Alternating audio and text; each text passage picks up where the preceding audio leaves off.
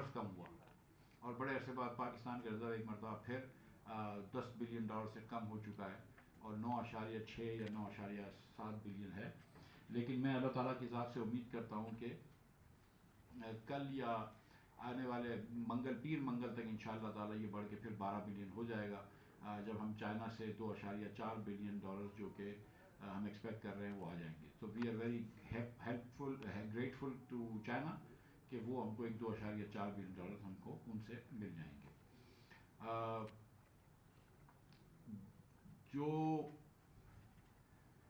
पाकिस्तान की मईशत का सिमत है, अब उसको सुधारने की ज़रूरत है। आप जानते हैं कि इस वक्त तेल की कीमत 120-123 डॉलर के दरमियान रेंज में घूम रही है और इस इंटरनेशनल ब्रेंट की जो ऑयल की प्राइस है, ब्रेंट प्राइस $123, उसकी वजह से पेट्रोल, डीजल और दूसरी जो तेल से बनने वाली चीज़ें हैं वो बहुत ज़्यादा महंगी हो गई हैं, चाहे वो प्लास्टिक्स हों, चाहे वो दीगर चीज़ें हों। और उसकी वजह से हमको पेट्रोल और डीजल भी पाकिस्तान में महंगा करना पड़ा 2 मरतबा, 30 रुपये दोनों मरतबा महंगे किए। और ये एक अलमिया है कि खान साहब ने जाने से पहले पेट्रोल जो था वो सस्ता कर दिया था और डीजल भी सस्ता कर दिया था, कीमत ख़रीद को मद्देनज़र नहीं रखते हुए सस्ता कर दिया था।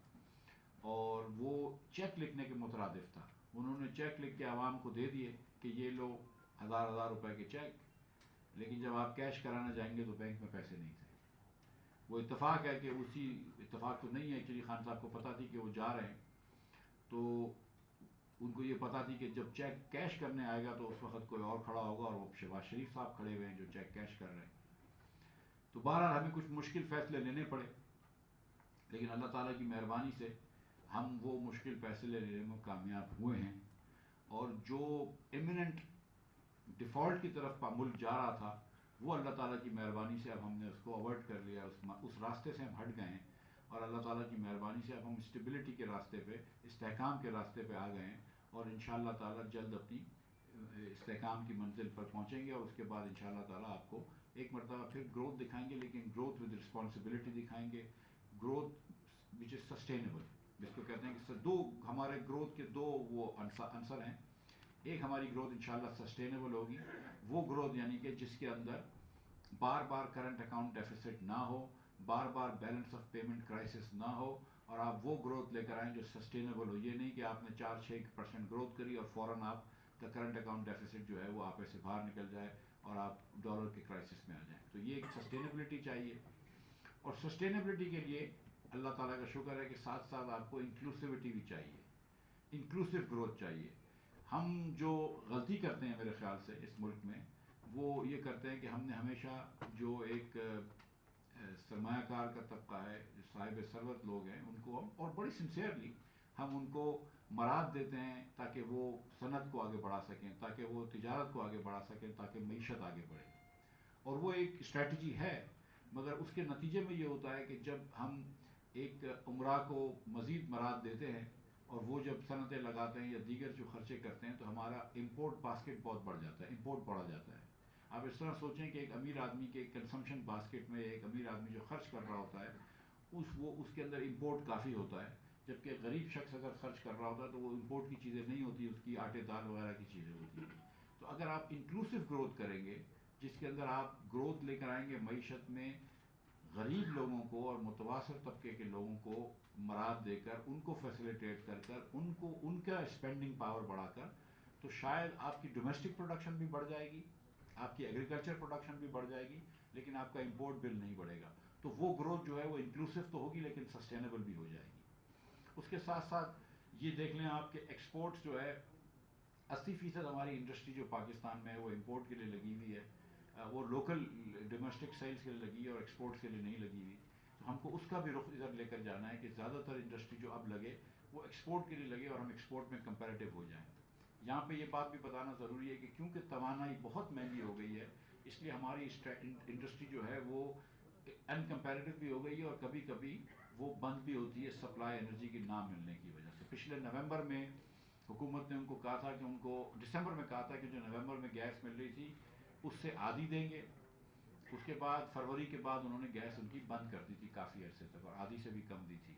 اب ہم نے اللہ تعالیٰ کی مہربانی سے کچھ دن بند رکھی تھی، لیکن اب ہم نے اللہ تعالیٰ کی مہربانی سے پاکستان بھر میں گیس کو کھول دیا ہے، ہر انڈسٹری کو گیس دے رہے ہیں. لیکن جو بات دیکھنے کی وہ یہ کہ اگر جس طرز پہ میاں نواز شریف کے زمانے میں ہم نے لانگ ٹرم سودے کیے تھے، اس طرز پہ اگر کووڈ کے دنوں میں سودے پچھلی حکومت کر لیتی، اور یہ جو جھوٹ کا بیانیہ تھا، ایک بہتان کا بیانیہ تھا کہ لانگ ٹرم سودے مہنگے تھے اور ٹرمینل لگانا غلط تھا، جس کی وجہ سے کئی لیڈران کو جیلوں میں ڈالا گیا، اور ہمارے تو اس وقت تقریباً سارے لیڈروں کو کچھ دنوں تک حکومت خانے میں رکھا ہے. لیکن وہ اگر بیانیہ چھوڑ دیتی اور ایمانداری سے کام کرتی، اور اگر کووڈ کے زمانے میں لانگ ٹرم پلان ان کو لے لیتی سودے، تو آج یہ قسم کی جو مہنگائی ہے، جو بجلی میں ہو شبہ مہنگائی ہے، جو پیٹرول اور ڈیزل میں ہو شبہ مہنگائی ہے، جو ملک بھر میں ہر افراد جو افراد زر آیا ہوا ہے، شاید اس میں کمی ہوتی، شاید اس میں اتنی مہنگائی نہیں آتی. لیکن جو اس وقت خرم دستگیر صاحب یہاں بیٹھے ہیں، جو ان کے پلانٹس چلانے کے اندر ہم کو ایندھن لینا پڑ رہا ہے، وہ بھی مہنگا لینا پڑ رہا ہے، کیونکہ کوئی لانگ ٹرم سودے حکومت نہیں کر کے گئی ہے.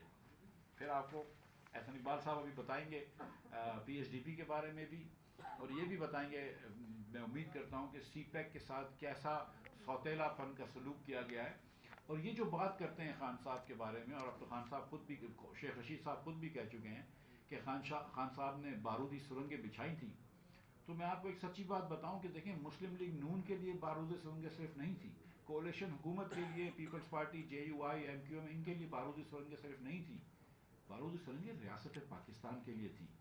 آج اگر معیشت کسی کی خراب ہو رہی ہے تو مسلم لیگ نون کی معیشت خراب نہیں ہو رہی، پیپلز پارٹی کی معیشت خراب نہیں ہو رہی، پی ٹی آئی کی معیشت خراب نہیں ہو رہی، پاکستان کی معیشت خراب ہو رہی ہے. اگر آج مہنگائی ہو رہی ہے تو پورے پاکستان کے اندر مہنگائی ہو رہی ہے. اگر آج بجلی کی لوڈ شیڈنگ ہو رہی ہے کیونکہ خان صاحب نے بجلی کے معاہدے نہیں کرے، بجلی کے سودے نہیں، ایندھن کے معاہدے نہیں کرے، بجلی کے کارخانے نہیں لگائے، تو وہ پورے ملک کے اندر لوڈ شیڈنگ ہو رہی ہے، وہ پاکستان کے اندر لوڈ شیڈنگ ہو رہی ہے. تو خان صاحب نے جو نقصان پہنچایا ہے وہ ملک کے لیے پہنچایا ہے. میں یہ آپ کے سامنے بات رکھنا چاہتا ہوں. ایف ڈی آئی کے بارے میں بات ہوئی. ایف ڈی آئی 2017-18 کے اندر اگر 2 بلین تھی تو آج 1.25 بلین ہے پہلے 9 مہینوں میں. ٹریڈ ڈیفیسٹ بھی ہم سے زیادہ ہے، کرنٹ اکاؤنٹ ڈیفیسٹ بھی آج پہلے 9 مہینوں میں زیادہ ہے. ہر اسٹیٹسٹکس میں پاکستان پیچھے گیا ہے، کیونکہ پونے 4 سال ایک نااہل ترین حکومت نے فیصلے کیے ہیں. اور جتنی ہسٹورک اپرچونٹیز تھی کووڈ کے اندر، ایک once in lifetime opportunity آتی ہے. اگر کووڈ ایک ونس ان لائف ٹائم یا ونس ان سینچری کی وبا تھی اور تھی، تو کووڈ کے بعد جو اس کے بعد جو تیل گیس وغیرہ سستی ہوئی، وہ بھی once in lifetime opportunity تھی جو اس پچھلی حکومت نے مس کری. اور اب کووڈ کے بہت مضر اثرات سے ظاہر ہے کہ ہمارے بڑے بھائی بہن انتقال کر گئے، دنیا بھر میں جانوں کا نقصان ہوا، لیکن پاکستانی ریاست کو فائنینشیل نقصان نہیں ہوا تھا. $4 بلین سے زیادہ آپ کو G20 کے ملکوں نے پیمنٹس مؤخر کر دی. آپ کو IMF نے $1.5 بلین ایڈیشنل دیا، پروگرام کو انہوں نے سسپینشن میں ڈال دیا، یہ ڈیلے کر دیا. تو بہت ساری آئے کو مراد دی، لیکن آپ نے اس مراد سے کنسالیڈیٹ نہیں کری اپنی فسکل پوزیشن، اور وہیں پہ آپ ولنریبل ہو گئے. تو جیسے ہی آپ کی گروتھ آئی، آپ واپس کرنٹ اکاؤنٹ ڈیفیسٹ میں پھنس گئے. آج کل جو حالات ہیں کہ جتنی قیمت بڑھ گئی ہے آپ کی گندم کی، اور یہ بھی آپ کو بتاتا چلوں کہ گندم بھی آج امپورٹ کرنی پڑ رہی ہے. اس سال 3 ملین ٹن گندم ہم امپورٹ کریں گے، جس کے اندر ہم کچھ اسٹریٹجک ریزرو میں بھی ڈالیں گے اور کچھ اپنے استعمال میں بھی لے کر آئیں گے. اور ہم دنیا بھر سے کہیں سے بھی ریڈی ہیں.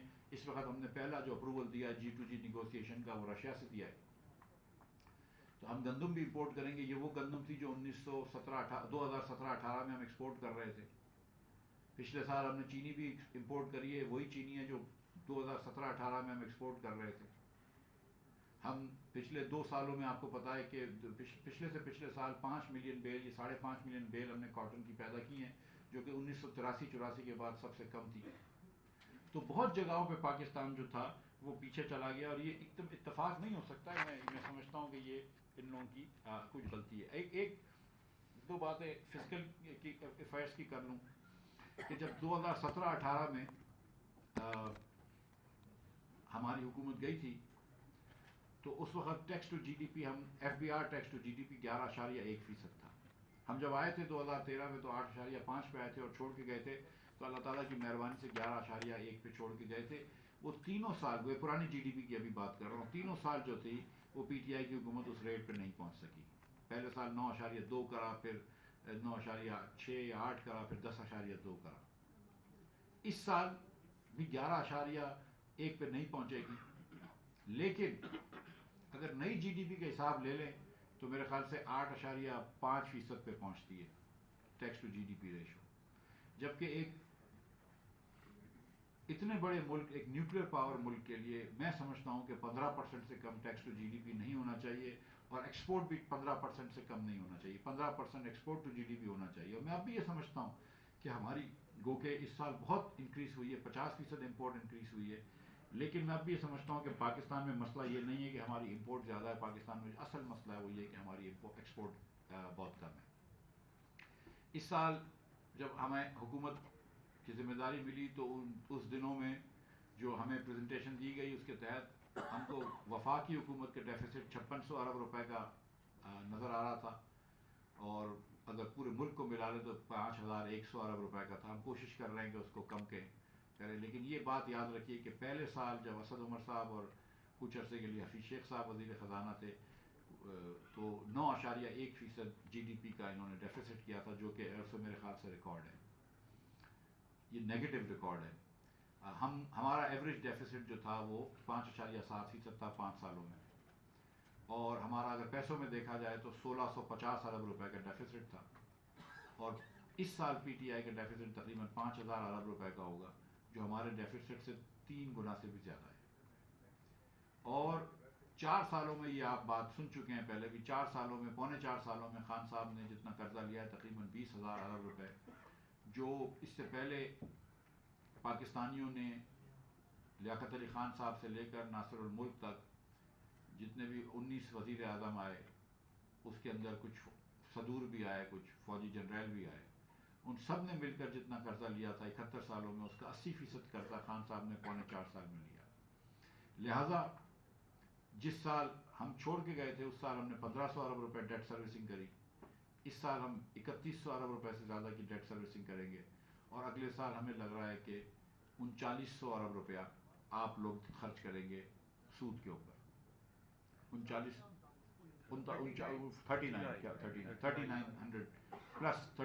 بلین پلس 3.9 ٹریلین روپیز, یا 3,90,000 کروڑ روپے, یہ آپ قرضہ واپس کریں گے, سود واپس دیں گے اس سال. اور یہ ایک وجہ یہ ہے کہ یہ سب سے بڑے بڑے ڈیفیسٹ کیا, اور ایک اور ریکارڈ انہوں نے کیا ہے کہ پہلے سال انہوں نے 9.1% ڈیفیسٹ کیا, دوسرے سال انہوں نے نیگیٹو گروتھ کی, جو میرے خیال سے پاکستان میں شاید ایک مرتبہ ہوئی ہے 70 سال کی ہسٹری میں, وہ بھی خان صاحب نے کر کے دکھایا. نیگیٹو گروتھ بھی کر کے دکھائی, tax to G D P ratio بھی کر کے دکھایا. یہ وہ حکومت تھی جو کہتی تھی ہم ڈبل کر دیں گے, انہوں نے tax to G D P ratio بھی کم کیا, budget deficit to G D P ratio بھی ہائیسٹ رکھا, اور نیگیٹو گروتھ بھی کری. تو یہ ایک سٹوری ہے پاکستان کے اندر.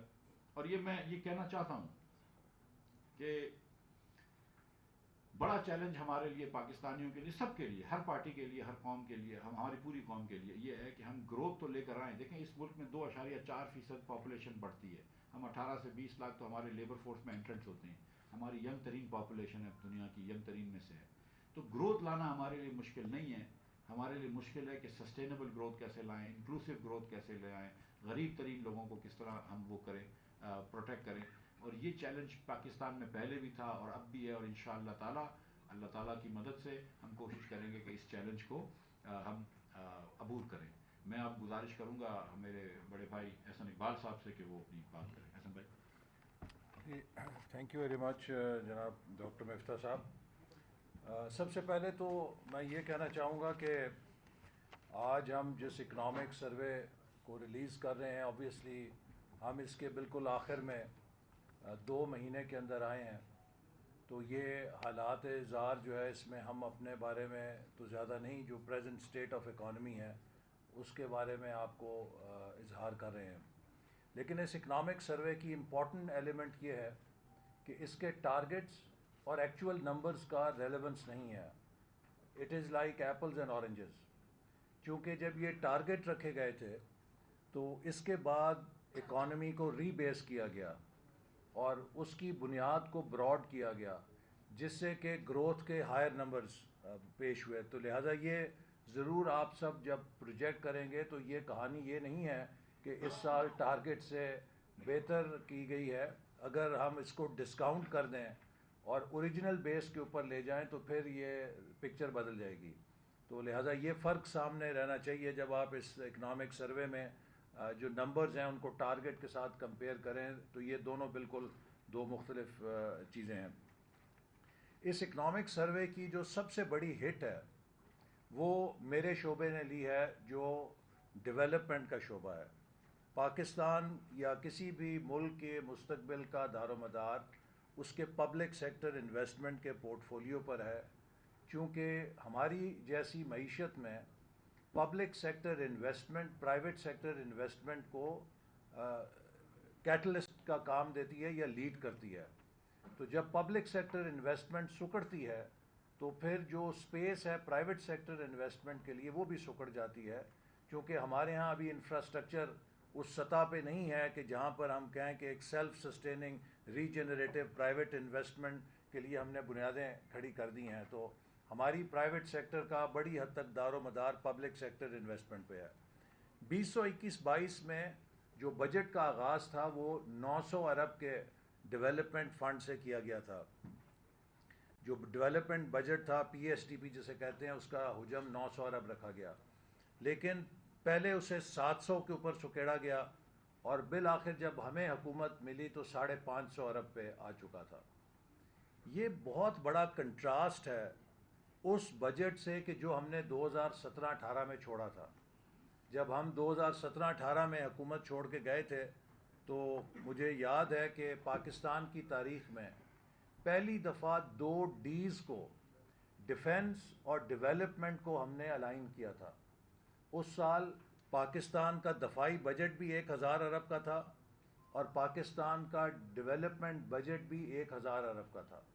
اور ڈیولپمنٹ کا 1000 ارب کا بجٹ ڈیفنس کو کاٹ کے نہیں بنایا گیا تھا.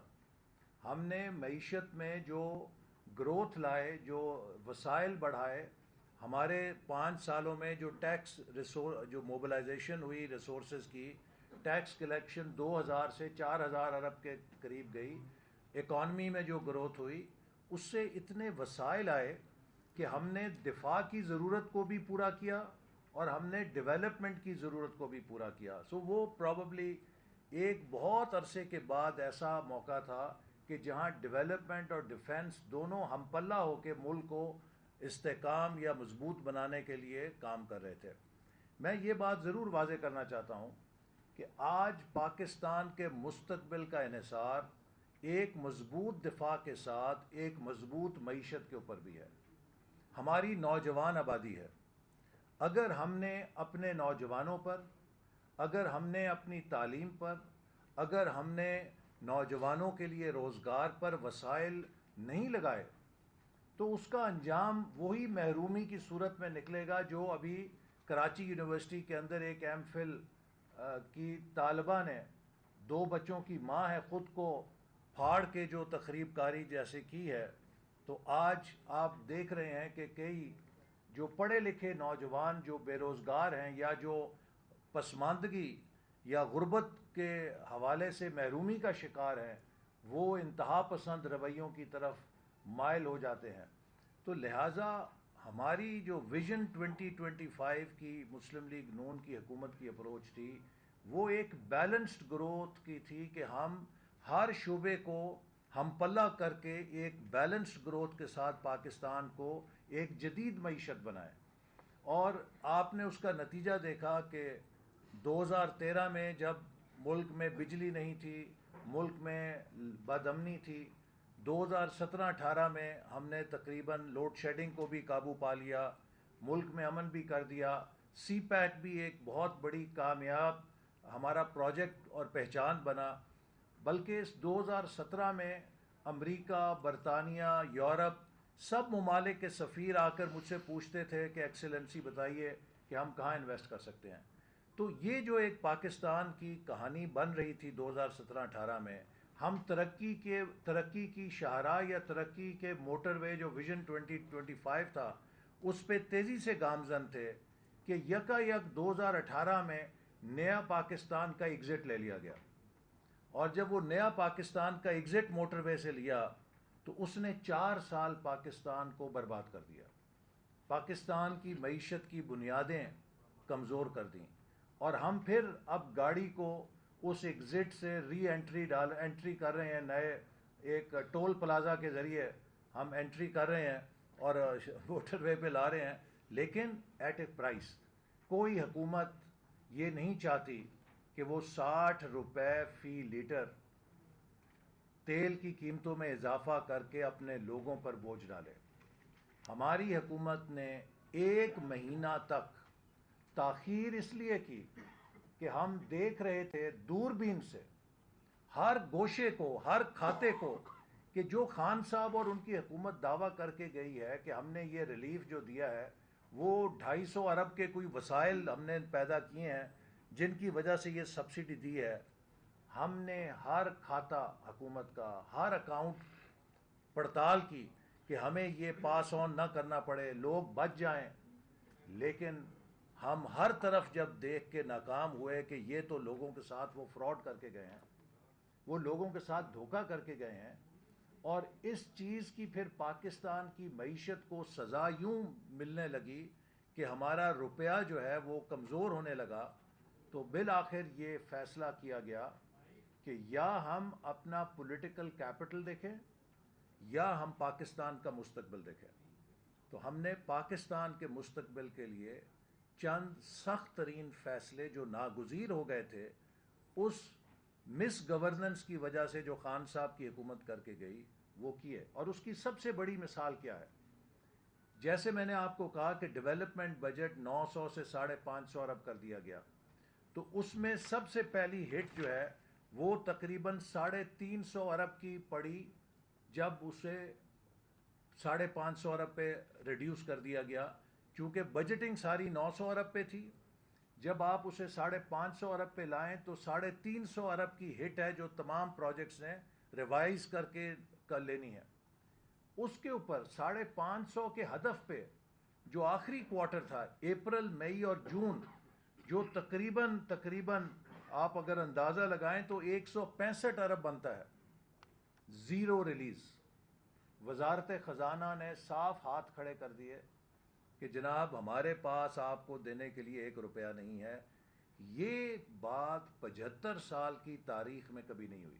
یہ ضروری ہے کہ پاکستانی قوم کو پتہ چلے کہ کبھی یہاں پر یہ حالات نہیں ہوئے تھے کہ 1 کوارٹر کی ریلیز زیرو کر دی جائے، حتیٰ یہ کہ جب ایٹمی دھماکہ ہوا تب بھی ہم نے پابندیوں کا سامنا کیا لیکن پورے سال کو فائنانس کیا تھا۔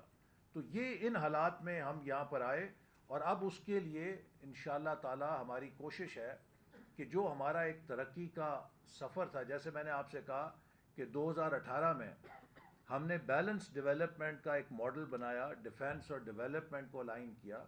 آج وہ ڈیولپمنٹ تقریباً نصف پہ چلی گئی ہے دوبارہ، اور میں سمجھتا ہوں کہ یہ ہمارا سب سے بڑا چیلنج ہے کہ ہم دوبارہ ڈیولپمنٹ کو کیسے اوپر اٹھا سکتے ہیں، کیونکہ ایک 22 کروڑ کی آبادی کا اگر 700 ارب کا بجٹ ہوگا، یہ جیسے اونٹ کے منہ میں زیرہ کہتے ہیں اس کے مترادف ہے۔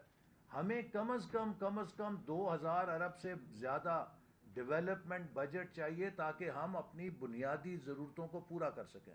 لیکن یہ کیسے ہوگا؟ یہ تبھی ہوگا کہ جب ہم اکانومی کو پائیدار بنیادوں کے اوپر استوار کریں گے۔ اس لیے سب سے بڑا چیلنج یہ ہے، اور میں ایک بات یہ کہوں گا کہ یہ 2022 ہمارے لیے ایک اہم ترین سال ہے۔ یہ پاکستان کی 75ویں سالگرہ ہے۔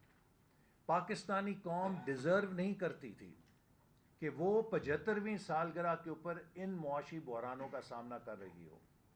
آج بنگلہ دیش جو ہم سے نکلا وہ فخر سے 50ویں سالگرہ پہ کہہ رہا ہے کہ ہم نے پاکستان کو ہر اشاریے کے اندر پیچھے چھوڑ دیا ہے۔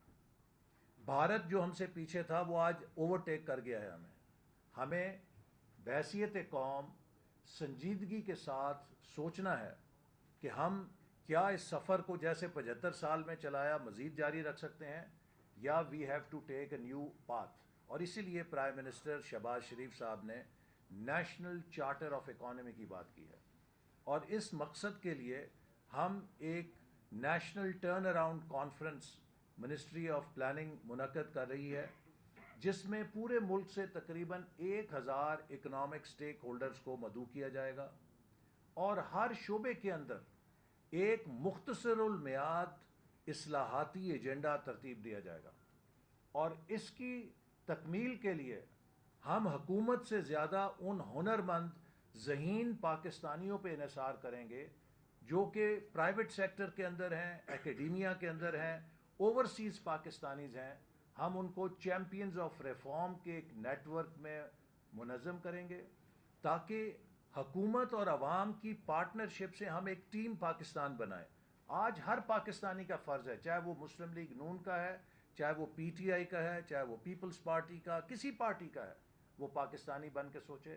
پاکستان تخریبی سیاست کا متحمل نہیں ہو سکتا. اسی لیے ہم نے اس ڈیولپمنٹ بجٹ کے اندر جو ترجیحات رکھی ہیں ان کو اس بنیاد پہ متعین کیا ہے کہ ہم ایک ترقی کے نئے سفر کا آغاز کریں. سب سے پہلی ترجیح ہماری ہیومن ریسورس ڈیولپمنٹ ہے. اور ہیومن ریسورس ڈیولپمنٹ میں جہاں ہم بے شمار ایجوکیشن کے انیشیٹوز، نوجوانوں کی تربیت کے انیشیٹوز کر رہے ہیں، جو سب سے بڑا شعبہ وفاقی حکومت کے پاس ہے وہ ہائر ایجوکیشن کمیشن ہے.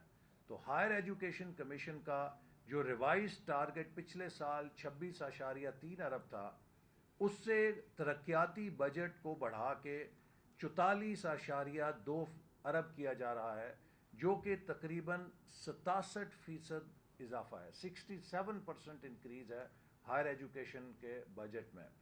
اسی طرح جو سی پیک کے منصوبے ہیں ان کو ہم دوبارہ ریوائیو کر رہے ہیں. گزشتہ حکومت نے سی پیک کو نشانہ بنایا، اس کی میں آپ کو 3 مثالیں دینا چاہتا ہوں. گوادر بندرگاہ 4 سال ڈریجنگ نہیں کی گئی یا نہیں ہونے دی گئی، اس کے نتیجے میں گوادر بندرگاہ کی گہرائی 11 میٹر رہ گئی ہے. آج وہاں پہ کوئی بڑا شپ نہیں آ سکتا. وہ بندرگاہ جو ڈیپ سی پورٹ تھی اس میں آج کوئی جہاز بڑا لنگر انداز نہیں ہو سکتا، چونکہ 4 سال اس کی ڈریجنگ کے لیے فنڈ جاری نہیں کیے گئے. کیا یہ دانستہ طور پہ نہیں کیے گئے یا نااہلی کی بنیاد پہ نہیں کیے گئے؟ یہ اس کو ہمیں جانچنا ضرور چاہیے. اسی طرح ML1 ہمارا ریلوے کا نظام تباہ ہو رہا ہے. ہم نے 2017-18 میں چین کے ساتھ ڈیزائن مکمل کر لیا تھا، صرف ٹھیکہ دیا جانا تھا. 4 سال اس پر سیاست کی جاتی رہی، ML1 منصوبے پہ ایک اینٹ نہیں رکھی. نتیجتاً ریلوے کا ٹریک 4 سالوں میں مزید تباہ ہو گیا ہے. اور یہی وجہ ہے کہ حادثے زیادہ ہونے شروع ہو گئے ہیں ریلوے کے، کیونکہ وہ ٹریک جو ہے وہ زبوں حالی کا شکار ہے. تو ہم انشاءاللہ اس کو بھی اب ریوائیو کر رہے ہیں. تیسرا، سی پیک میں ہم نے 9 اکنامک زون قائم کرنے تھے، اور یہ طے کیا گیا تھا کہ 2020 اور 25 کے درمیان یہ 9 اکنامک زون مکمل ہوں گے اور اس میں انڈسٹریل کوآپریشن ہوگی.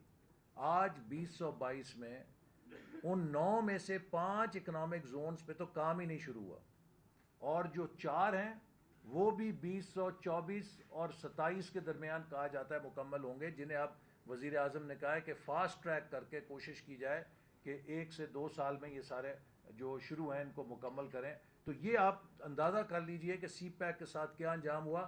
ہم نے دوبارہ سی پیک کے تمام منصوبوں، اسپیشل اکنامک زونز کے لیے فنڈنگ فراہم کی اور ہم انشاءاللہ پوش کریں گے. انرجی، واٹر اور فوڈ سیکیورٹی، اس کے لیے بھی ہم نے ڈیولپمنٹ بجٹ میں جو کرٹیکل منصوبے تھے، جس میں کہ ہمارے واٹر ریسورسز، دیامیر بھاشا ڈیم ہے جس پر ہماری حکومت 125 ارب کے قریب خرچ کر کے زمین ایکوائر کی، کام شروع کر کے گئی. اسی طرح مومن ڈیم ہے جس کے ہم نے اپنے دور میں اس کا سارا ڈیزائن اور ٹینڈر کا مکمل کیا، اور یقیناً اس کو ٹینڈر ایوارڈ پچھلی حکومت کے دور میں ہوا، لیکن ہم اس کو فاسٹ ٹریک کر کے لے کر آئے تھے. وہ ایک نیشنل پروجیکٹ ہے جس کو ہم نے نیشنل واٹر پالیسی کے تحت منظور کیا تھا. اس طرح کے جو امپورٹنٹ پروجیکٹس ہیں ان کو ہم نے ایڈیکویٹلی فنڈ کیا ہے، فاسٹ ٹریک کریں گے. اور ایک بہت اہم منصوبہ جو خیبر پختونخوا کے لیے ہے، چشمہ رائٹ بینک کنال لفٹ کم گریوٹی پروجیکٹ، جو 30 سال سے سرد خانے میں تھا، اس کی ہم نے منظوری کی ہے اور انشاءاللہ کوشش کریں گے کہ اس کو بھی اس سال میں لانچ کر دیا جائے. اسی طرح ایک اور اہم چیز جو ہم کر رہے ہیں انکلوسیو ڈیولپمنٹ میں، پہلی دفعہ پاکستان میں وزیر اعظم صاحب نے ایک فنڈ کھولا ہے جو لیسٹ ڈیولپ اور پورسٹ ڈسٹرکٹس ہیں پاکستان کے، ان کے لیے 40 ارب روپے کی مالیت سے ایک ونڈو ہم کھول رہے ہیں، جس میں 50% ہم پروونشل گورنمنٹ سے لیں گے، اور وہ پسماندہ ترین علاقے جو ہمیشہ سے پیچھے رہ گئے ہیں، وہ ہماری ترقی کے دوڑ میں نہیں شامل ہو سکے، ہم انہیں ٹارگٹ کر کے ترقی کے شاہراہ میں آگے لے کر آئیں گے۔ اسی طرح جو انڈسٹریل ڈیولپمنٹ ہے اس کو فروغ دینے کے لیے، جیسے میں نے کہا کہ انڈسٹریل جو زونز ہیں ان کو پرائرٹائز کیا ہے۔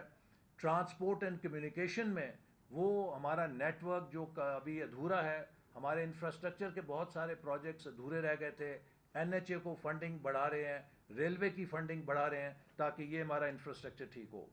اسی طرح ٹیکنالوجی اور انوویشن کو ہم نے خصوصی فوکس کیا ہے، اور اب آپ کو پتہ ہے ڈیجیٹل اکانومی ہے اور انوویشن کا زمانہ ہے، تو ہم نے ایک اسپیشل انوویشن فنڈ قائم کیا ہے جس میں ہم انوویشن کو ایگریکلچر میں، انوویشن کو گورنمنٹ میں، اور خاص طور پہ جو ینگ وومن انٹرپرینورز ہیں جو انوویٹ کر رہی ہیں ان کے لیے ایک ونڈو کھول رہے ہیں جس سے ان کو انکریج کیا جائے گا۔ اور آخر میں دو اہم شعبے یوتھ اور بلوچستان، اس ترقیاتی بجٹ میں آپ کو بہت بڑا یوتھ کا پروگرام نظر آئے گا، اور بلوچستان کو سب سے زیادہ حصہ دیا گیا ہے تمام صوبوں سے زیادہ، تاکہ وہاں پر جو ترقیاتی منصوبے ہیں وہ تیزی کے ساتھ پایہ تکمیل کو پہنچ سکیں۔ اور ایک اور جو چیز ہم نے NEC میں منظور کی ہے کہ جو ترقیاتی منصوبوں کی منظوری کے فورمز تھے اس میں پچھلی حکومت نے بالکل ایک افراتفری پھیلا دی، 2 ارب روپے کی پاورز ڈیوالو کر دیں، جس سے ایک فلڈ گیٹ کھل گیا غیر ضروری غیر اہم منصوبوں کا، اور ہمارے پاس وسائل نہیں تھے۔ تو جو DDWP وزارتوں کا فورم ہے اس کی پاور ہم نے 2 ارب سے گھٹا کے 1 ارب کر دی ہے۔ CDWP کی پاور جو ہے وہ 10 ارب سے گھٹا کے 7.5 ارب کر دی ہے۔ اس سے اوپر کے جو بڑے منصوبے ہیں وہ ایکنیک میں جائیں گے تاکہ منصوبوں کی پڑتال کو بہتر اور مؤثر بنایا جا سکے، اور ہر پیسہ جو ڈیولپمنٹ بجٹ میں جا رہا ہے وہ صحیح معنوں میں اکاؤنٹ فار ہو۔ تو یہ وہ بنیادی چیز ہے کہ آج ہم ایک ایسے مقام پہ کھڑے ہیں کہ جب ہم سب کو مل کر پاکستان کو دوبارہ ایک سمت دینی ہے، اور اس مقصد کے لیے ایک نیشنل چارٹر آف اکانومی پہ فوکس ہونا ہے، ایکسپورٹس کو بڑھانا نہیں ہے، لیپ فراگ کرنا ہے کہ کس طرح ہم ایکسپورٹس میں 5-10 ارب ڈالر سالانہ اضافہ کر سکتے ہیں، یہ چیلنج ہے۔ اسی طرح ہم کس طرح FDI پاکستان میں بڑھا سکتے ہیں، 22 کروڑ کا ملک ہے، 1.5-2 ارب ڈالر FDI آتی ہے، 1 کروڑ کا ملک ہے ویتنام، وہاں پہ 30 ارب ڈالر کی FDI جاتی ہے۔ تو یہ بھی ایک ایسا چیلنج ہے جس کے لیے ہم انشاءاللہ کام کر رہے ہیں کہ بیرونی سرمایہ کاروں کو لے کر آئیں، اور پھر resource mobilization through tax revenue, کہ ہم نے جیسے ماضی میں 2000 ارب سے 4000 ارب ٹیکس کیا، اگر ہمارا ٹیکس ریونیو نہیں آئے گا تو ڈیولپمنٹ کیسے ہوگی؟ یہ وہ چیلنجز ہیں جن پر ہم فوکسڈ ہیں، پرائم منسٹر فوکسڈ ہیں، یہ حکومت فوکسڈ ہے، اور ہم انشاءاللہ تعالی پاکستانی عوام کے ساتھ مل کر، پرائیویٹ سیکٹر کے ساتھ مل کر ملک کو ایک ایسے روڈ میپ پہ ڈال دیں گے کہ جس سے شاید ڈیویٹ کرنا پھر کسی کے لیے ممکن نہیں ہوگا، کیونکہ یہ روڈ میپ کی تکمیل ہم پاکستان کے چیمپئنز آف ریفارم جو پرائیویٹ سیکٹر سے ہوں گے، جو پاکستانی بہترین برینز ہیں ان کے ہاتھ میں ہوگا، اور وہ شاید مستقبل میں پھر کسی حکومت کو ان اہداف سے ڈیویٹ نہیں کرنے دیں گے۔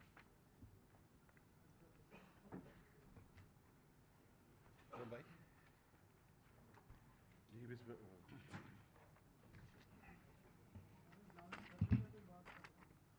دو منٹ قرم بھائی بات کریں۔ جی بسم اللہ الرحمن الرحیم۔ میں بہت شکر گزار ہوں جناب وزیر خزانہ کا کہ انہوں نے مجھے مدعو کیا اس اکنامک سروے کی ریلیز کی رپورٹ میں۔ خواتین و حضرات، یہ اکنامک سروے جس کا ٹائٹل آپ کی آنکھوں کے سامنے ہے، یہ سن 2021 اور 22 کا ہے۔ تو جو 365 دن تھے اس مالی سال کے، اس کے 80% تو فساد عمرانی کا دور تھا۔ تو یہ بات یاد رہنی چاہیے کہ جب ہم یہ سروے پڑھیں کہ 80% ذمہ داری کس کے کندھوں پر ہے، اس کھنڈر نما معیشت کی جس کی اب جو کمان ہے وہ محمد شہباز شریف اور اس وسیع البنیاد جمہوری حکومت کے ہاتھ میں ہے. اور اس کھنڈر کے بہت سارے کمرے ہیں. جو سب سے تباہ کن ہے وہ پاور ڈویژن ہے, اور وہاں ہمیں 3 قسم کے چیلنجز کا سامنا ہے. ایک تو چیلنج یہ تھا کہ درست طور پر وزیر خزانہ نے یاد کروایا کہ پچھلے دسمبر سے ہی انہوں نے ایندھن کی خریداری بند کر دی تھی. اس کی وجہ سے جب وسط اپریل میں 19 اپریل کو کابینہ نے حلف اٹھایا تو اس وقت تک 6000 میگا واٹ کے بجلی کے منصوبے ایندھن نہ ہونے کی وجہ سے بند پڑے تھے. دوسرا ایشو یہ ہے کہ آپ کے سامنے ہے نمبرز بارہا ریلیز بھی ہو چکے ہیں, اس میں بھی سامنے آئیں گے کہ پاور ڈویژن میں جو گردشی قرضہ ہے جو ہم 1100 ارب پر چھوڑ کر گئے تھے وہ اب تقریباً 2470 ارب روپے ہو چکا ہے. If to be very precise 2467 billion. تو اب وہ یہ جو 4 سالوں میں گردشی قرضے میں 250% اضافہ جو ہے اس نے ایک بہت ہی گمبھیر مالیاتی صورتحال بھی پیدا کر دی ہے پاور ڈویژن کے لیے. دیر از اے ایکیوٹ فائنینشیل کرائسس. ایک تو یہ ہے کہ جی جنریشن کرائسس ہے, ڈسٹریبیوشن کرائسس ہے, لیکن ایک بہت بڑا اور گمبھیر فائنینشیل کرائسس بھی ہے جس میں پچھلے 4 سال کا جو نالائکی اور بد انتظامی کا دور تھا اس میں کوئی سنجیدہ کوشش نہیں کی گئی کہ بھئی اس ایشو کو ایڈریس کیا جائے. اس سے پہلے جب مسلم لیگ نون کی حکومت تھی تو ہمارا تو سارا فوکس اس وقت جو ہے وہ جنریشن اور ڈسٹریبیوشن کے نئے دروازے کھولنے کا تھا, اور ہم نے 11600 میگا واٹ نئی جنریشن کیپیسٹی بھی انسٹال کی. ہم نے 20000 کلومیٹر کے قریب ہائی ٹینشن اور لو ٹینشن کی ڈسٹریبیوشن جو ٹرانسمیشن کیپیسٹی ہے وہ ایڈ کی. اس وقت تک تو 31 مئی 2018 تک تو ملک میں بجلی طلب سے زیادہ تھی, لوڈ شیڈنگ ختم ہو چکی تھی.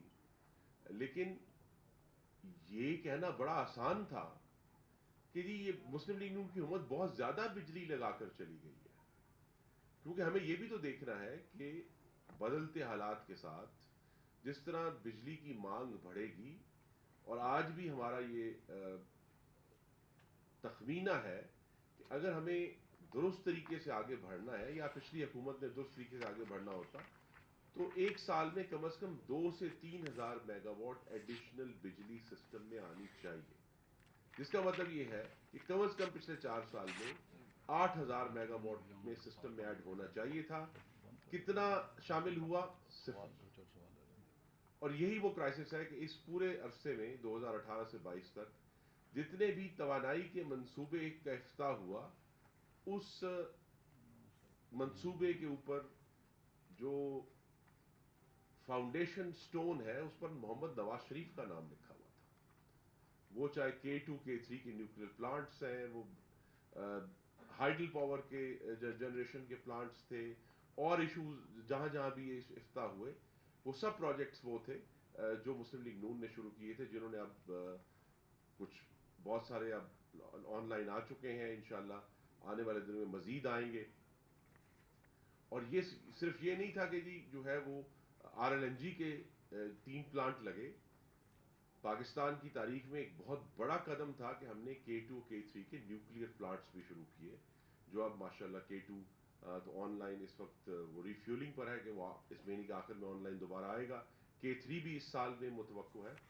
جو ایک اور بڑی اہم پیش رفت کی مسلم لیگ نون نے وہ یہ تھی کہ تھر کول کو پاکستان کی تاریخ میں پہلی دفعہ کمرشل بنیادوں پر ایکسپلائٹ کرنے کا اور اس سے بجلی بنانے کا انتظام کیا.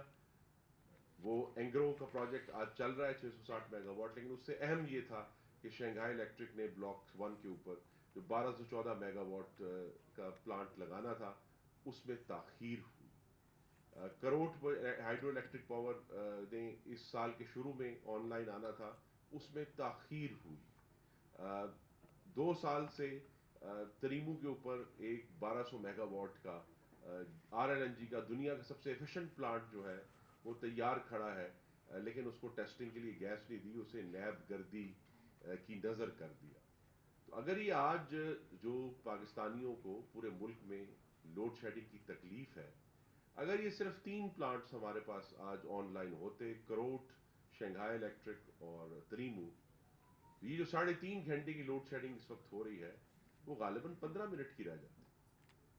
ये बहुत ही कोल्ड एनालिसिस है, इसमें कोई मुबालगा शामिल नहीं है। तो हमें एक जिस तरह कहा एक खंडर का सामना है, और ये शायद मुस्लिम लीग नून का रिकॉर्ड बनता जा रहा है कि जब दूसरी जमातें इसे खंडर करती हैं और हमें दोबारा कहा जाता है कि जी इसको तामीर शुरू करें। हमने वो तामीर शुरू कर दी है, फौरी तौर पर भी, शॉर्ट टर्म में भी और लॉन्ग टर्म में भी। और इंशाअल्लाह इसके ऊपर जो पावर डिवीजन है जिसमें बिलाशुबा पाकिस्तान के अवाम का बहुत इंटरेस्ट है, इकॉनमी का बहुत गहरा इंटरेस्ट है, उसकी असर नो जो तश्कील नौ है वो हमने उसका आगाज़ कर दिया। उसकी रीऑर्गेनाइजेशन, उसकी रीस्ट्रक्चरिंग और उसकी जो मुस्तकबिल की प्लानिंग है, जिसमें आखिरी जुमला कह के आपसे इजाज़त चाहूँगा कि अब ये हमारा फैसला है कि मुल्क में नए बिजली बनाने के कारखाने सिर्फ उस ईंधन पर लगेंगे जो हमारे मुल्क के अंदर मौजूद है।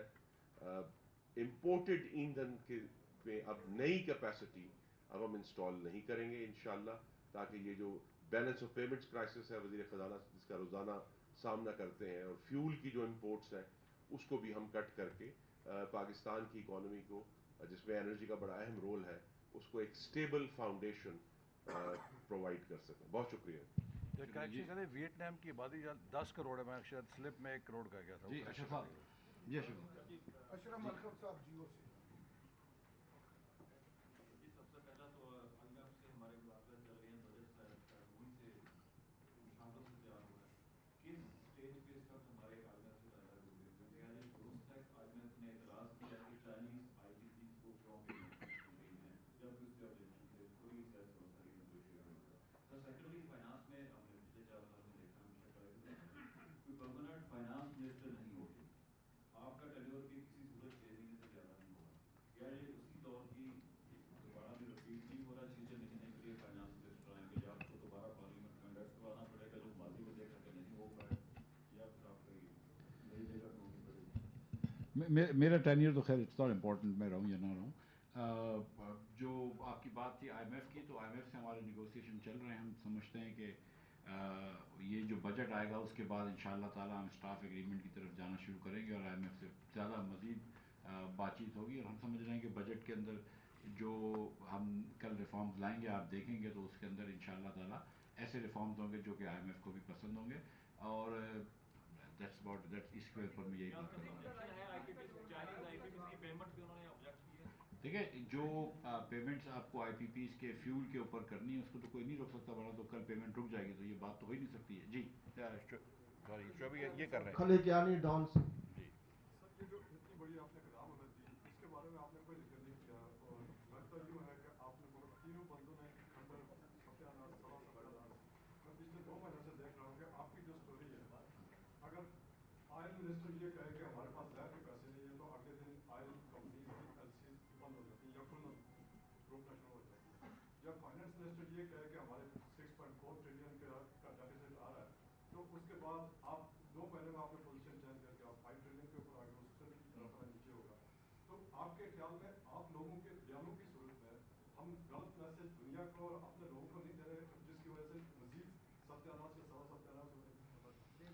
नहीं, देखिए, मैं गुजारिश करता हूँ कि वो जो मैंने गुजारिश करी थी कि 5600 अरब रुपए का डेफिसिट था, जो कि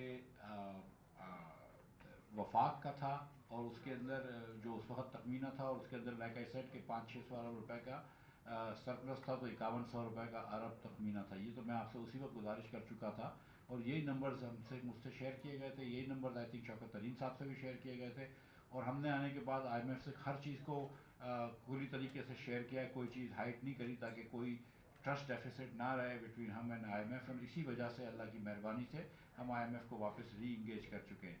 ہمارا مقصد یہ خدا نخواستہ نہیں ہے کہ ہم اپنے ملک کی برائی کریں، بالکل ایسا وہ خان صاحب جو کرتے تھے کہ وہ ایماندار ہیں اور باقی سب چور ہیں، اور اب یہ بات تو خیر الٹی ثابت ہو گئی، لیکن ہمارا مقصد یہ بالکل نہیں ہے. لیکن ہم کو یہ بات بھی عوام کو بتانا ضروری ہے کہ اگر جیسے خرم دستگیر صاحب نے کہا کہ اگر آج لوڈ شیڈنگ ہو رہی ہے تو اس کی ایک وجہ یہ ہے کہ ٹریمو کے اندر 2 سال سے پلانٹ تیار پڑا ہے، دنیا کا ایفیشینٹ ترین، لیکن وہ چلا نہیں ہے. کروڑ کا ہائیڈرو پاور پروجیکٹ آج ریڈی تھا، ہو جانا چاہیے تھا، نہیں چلا ہے. اسی طرح تھر کے اندر بھی ہوا ہے، کراچی میں جو لکی کا پلانٹ ہے، بہت ساری ایسی چیزیں ہوئی ہیں جو کہ ان کی غفلت کی وجہ سے نہیں چلا ہے، ان کی نااہلی کی وجہ سے نہیں چلا، اور شاید کوئی دانستہ بھی ایسی انہوں نے حرکت کی ہو، اس کا نہیں پتہ مجھے، لیکن کم از کم یہ تو ضرور کہیں گے کہ ان کی نااہلی کی وجہ سے نہیں چلا. تو اب ریکارڈ کی درستگی تو بہرحال ہمارا فرض ہے. جی ڈاؤن نیوز. سر میں تو اکنامک سروے سے بات کروں گا، آپ لوگوں نے تو کوئی بات نہیں کی اس سے. چلے آپ کر لیں. سر جو ٹیکس ایکسپینڈیچر ہے جو اس سال کے نظر آنے ایگزمپشن ہے وہ 1757 ارب روپے ہے، اور جو آپ امپورٹ کی بات کر رہے ہیں کہ امپورٹ اتنی بڑھ گئی ہے، تو امپورٹ پہ اگر آپ یہ دیکھیں شیڈول 6 میں تو 203% انکریز ہے. تو اس کو ہم کہاں پہ نیکسٹ ایئر دیکھ رہے ہیں؟ اور سر ایسا کس کی امپورٹ میں 203% انکریز ہے؟ سر شیڈول 6 میں جو امپورٹس ہیں آپ کے اس سال اس میں 203% انکریز آ رہا ہے. اوکے. ایگزمپشن میں یہ ایگزمپشن بتا رہا ہوں. احسن صاحب جو ایجوکیشن سیکٹر ہے جو سب سے اہم ہونا چاہیے، اس میں ایکسپینڈیچر آپ کے جی ڈی پی کے کم ہو کے 2% سے 1.7% ہے، اور آپ کے 2 کروڑ سے زیادہ بچے اسکول نہیں جا رہے ہیں. گورنمنٹ 50% ہے آپ کی رورل ایریا. تو کس طرح اس کو آپ دیکھیں گے؟ کہتے تو آپ ماضی میں بھی رہے ہیں، لیکن یہ جو ایکسپینڈیچر ہے ایجوکیشن کے لیے. دیکھیں یہی میں نے آپ سے بھی بات کی، اور آپ نے پتہ نہیں آپ کو کیسے لگا کہ اکنامک سروے بات نہیں ہوئی. کم از کم میری تو سارا بنیاد ہی یہی تھی کہ اکنامک کارکردگی کی بنیاد ڈیولپمنٹ بجٹ پر ہوتی ہے، اور 900 ارب کا جو ڈیولپمنٹ بجٹ ہے 550 ارب کر دیا گیا. اور یہی وجہ ہے کہ جب ریاست کے پاس ترقیاتی بجٹ نہیں ہوگا، تعلیم صحت کہاں سے آئے گی؟ اور میں نے آپ کو یہی بتایا کہ الحمدللہ 2018 میں ہم نے 1000 روپے کا ڈیفنس بجٹ جو کہ پورا ان کی ضرورت کے مطابق تھا، اور 1000 ارب کا ڈیولپمنٹ بجٹ جو ڈیولپمنٹ کے لیے درکار تھا، یہ الائنمنٹ کی تھی ڈیولپمنٹ اور ڈیفنس کی.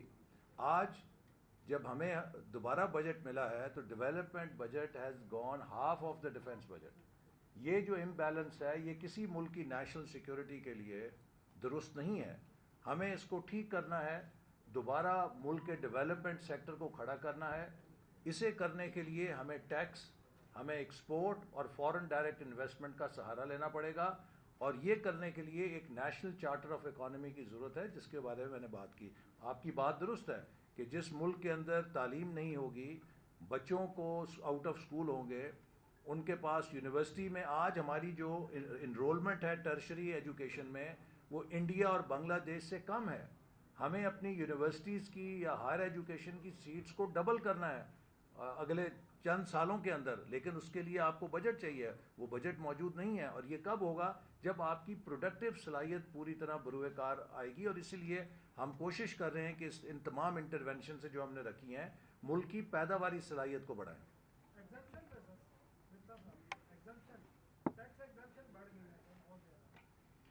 آپ دیکھیں گے کل انشاءاللہ تعالیٰ کہ ہم کوشش کریں گے کہ جہاں تک ہم کم کر سکیں. یہ میں آپ کو جو میں نے شروع میں بات کی تھی، پھر آپ اس پہ بات کرتے ہیں کہ ہم ہٹ جاتے ہیں، کہ اس ملک کے اندر آپ نے بہت سارے ایگزمپشنز دے رکھے ہیں، بہت ساری آپ نے مراد دے رکھی ہیں عمرہ کو، جس کی وجہ سے بار بار یہ جو آپ کہہ رہے ہیں کہ اتنا امپورٹ ہو رہا ہے ایگزمپشن پہ، وہ اس لیے تو ہو رہا ہے نا کہ آپ نے ایگزمپشن دے رکھی ہے. تو اس کو تھوڑا سا لیول پلینگ فیلڈ کریں گے، آپ دیکھیے گا. اور یہ جو احسن بھائی نے بات کری ہے کہ اگر آپ زراعت کے تھرو ترقی لے کر آتے ہیں، اگر آپ ایکسپورٹ کے تھرو ترقی لے کے آتے ہیں، تو شاید بیلنس آف پیمنٹ کا کرائسس نہیں آئے گا. شہباز رانا ٹریبیون. سر 2 چیزیں، کیا ہمارے حکمرانوں میں پرائم منسٹر میں اس بات کی ریئلائزیشن ہے جو بھی آپ نے بات کی کرنٹ اکاؤنٹ سے سارا پھٹ گیا؟ کیونکہ کل پرائم منسٹر نے این ای سی کی میٹنگ میں 6% گروتھ کی بات کی، وہ میڈم عائشہ اور فائنانس سیکرٹری نے ان کو بتایا کہ 6 کریں گے تو اور آئی ایم ایف بھاگ جائے گا. تو پرائم منسٹر میں یہ ریئلائزیشن کی ہے، نمبر 1. نمبر 2، جو بھی آپ پرائسز انکریز کر رہے ہیں انیویٹیبل ہے. فیول، انرجی آپ کی جس میں الیکٹریسٹی اور گیس دونوں تقریباً 50% بڑھ چکی ہیں یا آگے بڑھ رہی ہیں. ایسے وقت میں جو مڈل کلاس اور لوور مڈل کلاس ہے اس پہ بہت زیادہ بوجھ ہے. لیکن کیا آپ نے ایز اے فائنانس منسٹر پچھلے دنوں کسی ادارے کی تنخواہ میں اضافے کی سبھی اپروو کی؟ اگر کی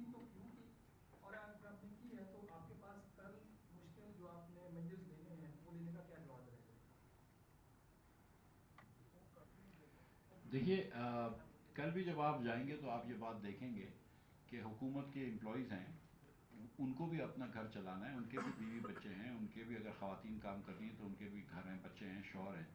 तो ऐसा तो नहीं हो सकता कि आप इधर यहाँ पे अगर 15% या 12% इन्फ्लेशन है तो हम हुकूमत की एम्प्लॉयज़ की तनख्वाह ना बढ़ाएं। ये तो हमको साथ साथ लेना पड़ेगा, और ख़ास तौर पे चलो एम्प्लॉयज़ तो फिर भी इधर उधर बेचारे वीकेंड्स पे काम कर लेते हैं, मैं बात कर रहा हूँ उस पर आ रहा हूँ, वीकेंड्स पे काम कर सकते हैं। लेकिन ऐसे भी लोग होते हैं कि जो रिटायर्ड हैं, जो इस उम्र के हिस्से पे पहुंच चुके हैं कि शायद मतलब काम नहीं कर सकते, तो उनकी भी पेंशन, तो पेंशन आपको पता है कि बजट से पहले शहबाज शरीफ साहब ने अनाउंस किया था, हमारे आने से 1 महीने पहले मार्च के अंदर खान साहब ने, पीटीआई ने 15% तनख्वाह बढ़ाई थी ग्रेड 1 से लेके ग्रेड 19 के अफसरान की। उससे पहले मेरे ख्याल से सिविल आर्म फोर्सेस की भी बढ़ी थी और फिर आर्म फोर्सेस की बढ़ी थी। तो हम इस बार बजट के अंदर आप देखेंगे कि जिनकी नहीं बढ़ी थी उनको भी बराबर लेकर आएंगे और तमाम लोगों के तनख्वाहें बढ़ाएंगे। ये जो हमने अपने ऊपर और तमाम हुकूमत के फंक्शनरीज के ऊपर, सीनियर लोगों के ऊपर 40% का कट लगाया है पेट्रोल के ऊपर। हमने ये भी कहा है कि 10% ऑस्टेरिटी लेकर आएंगे यूटिलिटी बिल्स के अंदर। हमने तमाम अखराजात की कोशिश करी है कि उसके ऊपर पाबंदी लगाएं, नई गाड़ी नहीं खरीदने देंगे, कोई फ्रिज माइक्रोवेव वगैरह नहीं खरीदने देंगे, माँ सिवाय के डेवलपमेंट का प्रोजेक्ट हो, फर्नीचर भी नहीं खरीदने देंगे। तो ये चीज़ें आपने करी हैं। आप जानते हैं कि मतलब हम जितनी कोशिश कर सकते हैं, ये आवाम के पैसे को हम अमानत समझ के अल्लाह की मेहरबानी से खर्च करते हैं, कोई बेदरह नहीं हरकत करते। और मैं बड़ा फ़ख्र से ये कहता हूँ कि हम चारों यहाँ पे जो बैठे हुए हैं, अल्लाह ताला की मेहरबानी से ये एक एक पैसे का हिसाब दे सकते हैं अल्लाह की मेहरबानी से। तो ये इसके अंदर आप यकीन रखें कि हम कोई भी ऐसा खर्चा नहीं करेंगे जो कि नाजायज़ हो। तरीकुर रहमान AR ग्रोथ वाला जवाब रह गया सर, जी ग्रोथ का क्या प्राइम मिनिस्टर में रियलाइजेशन है कि कैट देखिए, मैं उस पर आपको अर्ज़ करूँ। देखिए, prime minister is very ambitious to C Pakistan take a fast track on growth, and I think that is good कि आपकी एम्बिशन जो है वो आपको ज़्यादा मेहनत पे उभारती है। और उन्होंने अगर वो कहा कि हम 6% करें तो ये उनकी एक मुल्क के लिए एम्बिशन है। और इस वक्त जो हमारे मारूजी हालात हैं उसमें हम एक ट्रेड ऑफ में फंसे हुए हैं कि हमें जो इकॉनमी है, एक तरफ हीटेड इकॉनमी है और दूसरी तरफ अगर हम हाई ग्रोथ को परसू करते हैं तो उसकी ओवर हीटिंग का भी अंदेशा है और उसकी कंसोलिडेशन का भी ख़तरा है कि ख़राब हो सकती है। तो हमें एक बहुत बैलेंस के साथ चलना है। अपनी एम्बिशन के लिए भी, इस मुल्क को ग्रोथ देने के लिए ग्रोथ टारगेट भी परसू करना है, लेकिन उसको बैलेंस करना है जो हमारी इस वक्त स्ट्रक्चरल वीकनेस बन चुकी है। तो इनके दोनों अहदाफ को देखते हुए इंशाल्लाह हम कोशिश करेंगे कि मुल्क को ज़्यादा से ज़्यादा जो भी मुमकिन ग्रोथ है, उन्होंने कहा है कि आप 5% का जो प्लान है, जो ग्रोथ है, उसको ज़रूर रखें, लेकिन मेरी ख्वाहिश है कि आप कोशिश करें कि 6% पे लेके जाएं। वज़ीर ख़ज़ाना साहब से ये सवाल है मेरा कि फ्यूल की भी बात हुई, तो फ्यूल का एक बहुत बड़ा प्रेशर इंपोर्ट की बात में आता है, डॉलर का भी प्रेशर होता है, तो क्या आप फ्यूल की इंपोर्ट कम करने के लिए कोई अल्टरनेट अरेंजमेंट के ऊपर तवज्जो दे रहे हैं? और दूसरा ऐसे सवाल साहब से खास तौर पर कि अभी खुरम साहब ने कहा कि हम वो अगले प्रोजेक्ट लगाएंगे बिजली पैदावार के जो लोकल हमारे पास दस्तियाब फ्यूल हो, तो माजी में जो खास तौर पर सीपे के तहत लगाए गए थे, देखिए आपका जो जी मैं जवाब दे दूं इसको, अगर इजाज़त हो। Allow me. देखिए, हम एक कमोडिटी साइकिल का शिकार हैं। अगर आप खुद भी माशाल्लाह तहकीक कर सकते हैं, 2013 में बिजली बनाने का सबसे सस्ता ईंधन कोयला था और वो गालिबन पिछले साल के आखिर तक भी सस्ता तरीन था। पाकिस्तान में जो 3 सीपैक के तहत कोल पावर्ड प्लांट्स हैं, वो पाकिस्तान की सबसे सस्ती बिजली प्रोड्यूस कर रहे थे। लेकिन चूंकि अभी आपके सामने है कि जो यूक्रेन का क्राइसिस हुआ है, उसकी वजह से कोयले की कीमत एनीवेयर कुछ 400% जो है वो बढ़ी है। जो $80-90 का था वो आज 360-450 तक भी गया है। तो अब वो एक जमाने का किया है फैसला जो उस हवाले से दुरुस्त था कि भाई हमें इंपोर्टेड कोल चीप अवेलेबल है, हमें उसकी कैपेसिटी लगानी है। इसी तरह ये फैसला किया गया कि RLNG उस वक्त सस्ती थी, उसके ऊपर लगाएगा। और RLNG आपको मालूम है कि पिछले साल जब ये कोविड हुआ तो गालिबन तारीख की जो है वो कम तरीन सतह पर गई, लेकिन उसके बाद से जो ओवरऑल फ्यूल के और जो फॉसिल फ्यूल्स हैं, दूसरे फ्यूल की कीमत में इजाफा हुआ है, उसकी वजह से आज 2022 में बैठकर अगर आप हम कहें कि 2013 का फैसला जो है वो दुरुस्त नहीं था, ये कयास जो है मैं बड़े अदब से अर्ज करूंगा ये ठीक नहीं है। उस जमाने के लिहाज से वो बेहतरीन इकोनॉमिक कैलकुलेशन पर मुस्लिम लीग नून की हुकूमत ने ये फैसले किए थे। आज जबकि पूरा एनर्जी लैंडस्केप चेंज हो गया है और आज वाज़े तौर पर, क्योंकि हमें दो बुरान का सामना है, एक तो जो बैलेंस ऑफ पेमेंट्स क्राइसिस है जिसकी वजह से हम अपने ईंधन की इंपोर्ट के ऊपर अपने जो कीमती डॉलर्स हम खर्च नहीं करना चाहते, और दूसरा ऑफ कोर्स एक एनवायरनमेंट का और कॉस्ट का मामला है। अब ये जो हम कहते हैं कि हमने लोकल फ्यूल पर जाना है या सोलर पर जाना है, उसकी वजह ये है कि जो अभी कोल के प्लांट्स हैं हमने उसका प्रोजेक्ट शुरू कर दिया है, इंशाल्लाह अगले साल 1.5 में उनके बॉयलर्स रेट्रोफिट होंगे लोकल कोल के लिए, ताकि हमें बाहर से मंगवाना ना पड़े।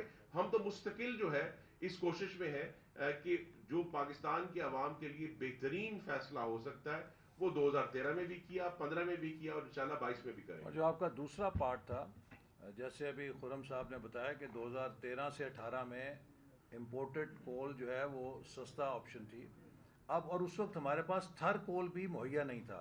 अब चूंकि थर कोल की माइंस भी तैयार हो गई हैं, तो ये फैसला भी किया गया है कि जो इम्पोर्टेड कोल के प्रोजेक्ट्स हैं उनकी टेक्निकल मॉडिफिकेशन के ज़रिए उनको इम्पोर्टेड कोल की बजाय थर कोल के ऊपर शिफ्ट किया जाए, उससे उनकी पैदावारी लागत में नुमाया कमी वाक़या होगी।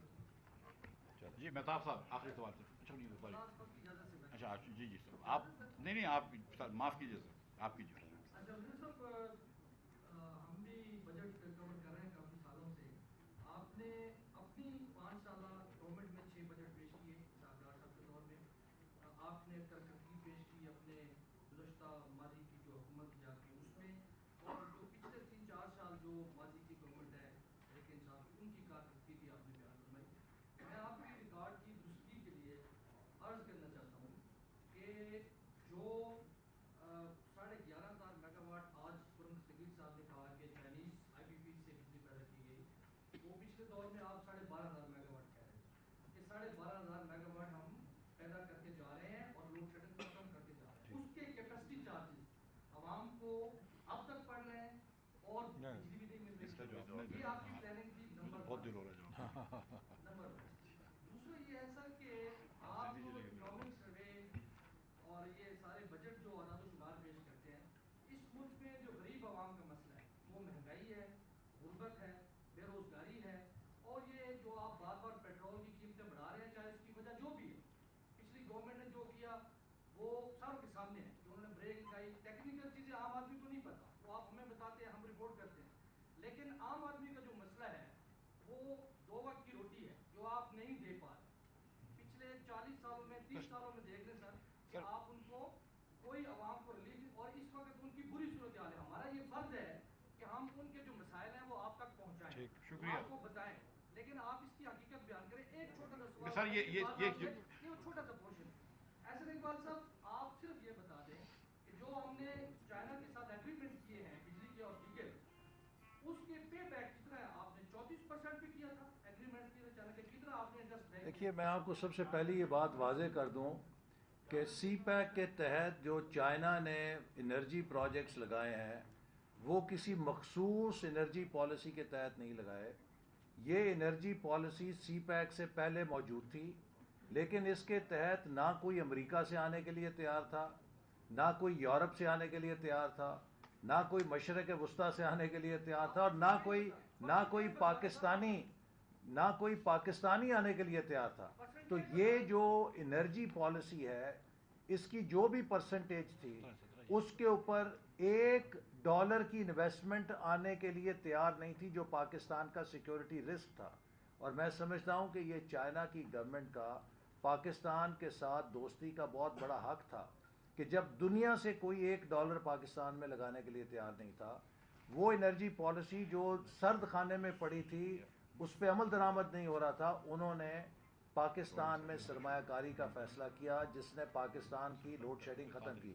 कैपेसिटी चार्जेस इसलिए हमें पड़ रहे हैं कि हमने इकॉनमी को क्रैश करके डिमांड ख़त्म कर दी। अगर 6% पे मुसलसल हम ग्रो करते तो ये तमाम पैदावारी यूनिट के अलावा हमें नए लगाने की ज़रूरत पड़ती। कैपेसिटी चार्जेस इसलिए पड़ रहे हैं कि जब आपने खजाना खाली करके उन कारखानों को चलाने के लिए ईंधन नहीं रखा तो आपको वो देने पड़ेंगे। तो इसमें कोई ऐसा अमल नहीं है कि जो मिस प्लानिंग का हो। ये वजह ये है कि आपने डिमांड को क्रैश किया, और अगर उस प्रोजेक्शन के ऊपर जिन पर ये डिमांड एस्टिमेट की गई थी मईशत 6% के साथ चलती रहती तो हमें मज़ीद कारखाने लगाने की ज़रूरत पड़ती। सर मैं माजरत के साथ अब भी मैं आपको ऐसा एक हिसाब दे देता हूँ कि और खुरम भाई मुझसे ज़्यादा जानते हैं कि 30 रुपये कोल के इस वक्त प्लांट है, उस पर पर यूनिट 30 रुपये वेरिएबल फ्यूल कॉस्ट है और 4 रुपये कैपेसिटी कॉस्ट है।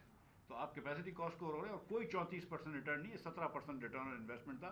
ये पता नहीं कहाँ से एक 34% की गलत चल रही है, आप जाके देख लीजिए। शुक्रिया, बहुत शुक्रिया। Last question from Mehtab Haider.